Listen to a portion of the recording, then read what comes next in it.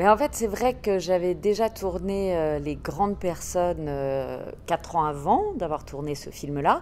Et c'est vrai que pour Les Grandes Personnes, je m'étais beaucoup inspirée de moi, la Suède que je connaissais, à savoir celle de...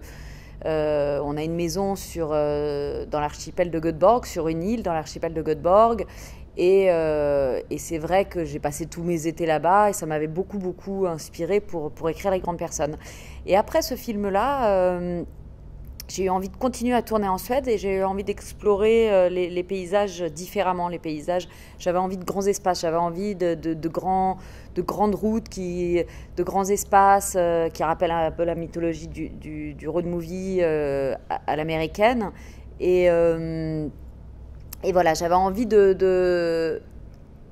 après le premier film où on est sur des paysages très mignons,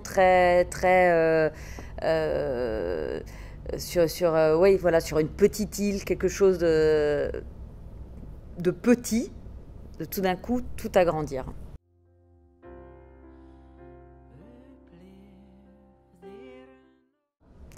En fait, c'est une ville que j'ai vue 2 ans avant de tourner, parce que je suis partie en repérage avec Jean-Pierre Daroussin.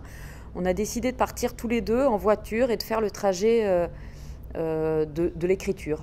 Donc, c'est-à-dire du sud au nord, mais j'en savais pas plus. Donc du coup, ce voyage a permis de traverser des paysages, certains qui m'intéressaient, d'autres moins, et en tout cas de voir les zones qui m'intéressaient, et de presque commencer à faire le road movie un petit peu dans ma tête. Et c'est vrai qu'en arrivant à Kiruna, il y a eu une ambiance qui m'a plu. C'est une ville assez pauvre et très isolée, et on a l'impression qu'on est hors du temps et loin de tout. Quelque chose presque un petit peu vraiment très comme un peu ce qu'on peut ressentir dans certains films américains où on voit ou de ce qu'on peut s'imaginer de l'Amérique. On peut filmer un homme qui est seul face à lui-même et seul face à un paysage totalement désertique. Et Kiruna, je trouvais que c'était une destination où le personnage était obligatoirement sans repère, obligatoirement était seul face à lui-même et ne pouvait plus du tout être le même que celui qu'il était à Paris. Et en dehors de ça, j'ai voulu mettre Kiruna aussi dans le titre du film parce que j'aimais beaucoup la sonorité de Kiruna. Je trouve qu'il y a quelque chose de très féminin et je trouvais que c'était beau parce que ça me plaisait parce que c'est un film où il n'y a que des hommes, pratiquement, et pourtant, sans les femmes, ce film ne pourrait pas exister. C'est-à-dire que tous ces hommes sont là au moment où je les filme parce qu'il y a eu une histoire avec une femme quelque part. Donc les femmes sont essentielles, mais elles sont hors champ. Et donc j'aimais bien que quand même, dans le champ, dans le titre, il y ait un nom qui évoque quand même un prénom féminin. J'avais envie de travailler avec un comédien et de le voir là où on ne l'attend pas forcément.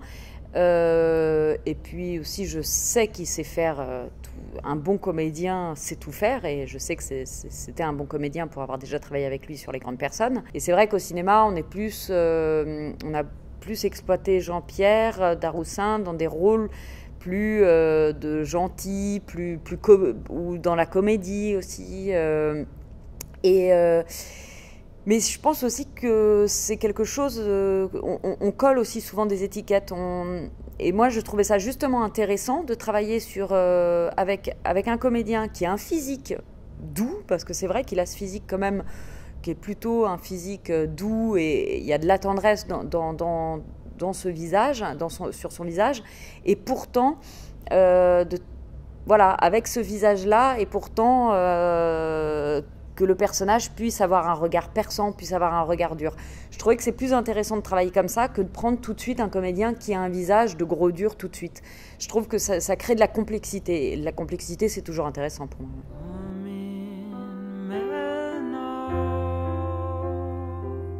Alors, le jeune homme qui joue le personnage de Magnus, Anastasio Soulis, lui, je l'ai rencontré parce qu'il avait un petit rôle dans Les Grandes Personnes, et ça avait beau être un tout petit rôle, je l'ai tout de suite remarqué, et je me suis dit que c'était un très bon comédien, qu'il avait quelque chose d'extrêmement naturel, de très tendre.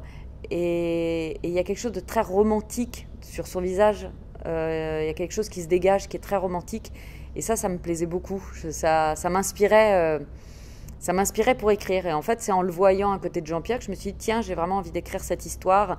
J'ai envie de les voir en fait en voiture côte à côte. Et donc, je me suis dit, bah, tiens, un père, un fils. Et puis tout d'un coup, voilà, l'histoire a démarré comme ça. Donc,